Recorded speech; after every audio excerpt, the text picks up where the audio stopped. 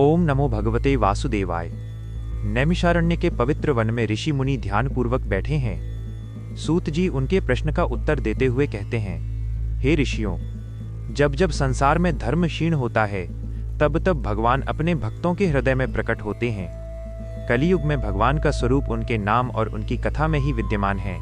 इसी सत्य को समझाने के लिए वे एक दिव्य प्रसंग का वर्णन करते हैं। राजा परीक्षित गंगा तट पर बैठे शुकदेव जी से पूछते हैं, हे ब्रह्म ऋषि, वो परम धर्म क्या है जिसे अपनाकर मनुष्य जीवन को सफल बना सके। तब शुकदेव जी उत्तर देते हैं, सवै पुंसा परो धर्मो यतो भक्तिर्धोक्षजे अहेतु की अपर्तिहता ययात्मा सुप्रसिद्धति। अर्थात मनुष्य का सर्वोच्च धर्म वही है जिससे भगवान में निष्काम, निरंतर और अविचल भक्ति उत्पन्न हो। ऐसी भक्ति से आत्मा पूर्णतः संतुष्ट हो जाती है। वे आगे कहते हैं, धर्म का उद्देश्य केवल कर्मकांड नहीं है। यदि धर्म से भगवान के प्रति प्रेम जागृत न हो तो वो अधूरा है। कलयुग में मनुष्य का जीवन अल्प है, बुद्धि चंचल है और बाधाएं अनेक हैं। इसलिए भगवान ने इस युग के लिए सरल मार्ग दिया है, श्रवण, कीर्तन और स्मरण।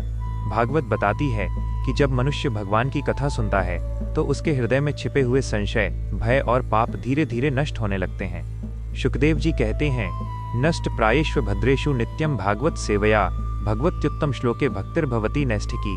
अर्थात नियमित भागवत श्रवण से हृदय के दोष दूर होते हैं और भगवान में दृढ़ भक्ति उत्पन्न होती है। राजा परीक्षित ध्यान मग्न होकर सुनते हैं। उनके चेहरे पर भय नहीं बल्कि शांति झलकने लगती है।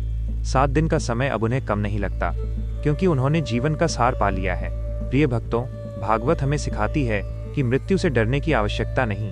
यदि जीवन भगवान के स्मरण में बीते, धन, वैभव, पद सब यहीं रह जाता है, परंतु भगवान का नाम और उनकी कथा आत्मा के साथ चलती है।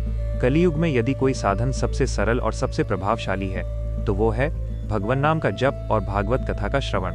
आने वाले भाग में हम जानेंगे कैसे भगवान ने सृष्टि की रचना की और किस प्रकार ब्रह्मा जी को ज्ञान प्रदान किया। ओम नमो भगवते वासुदेवाय।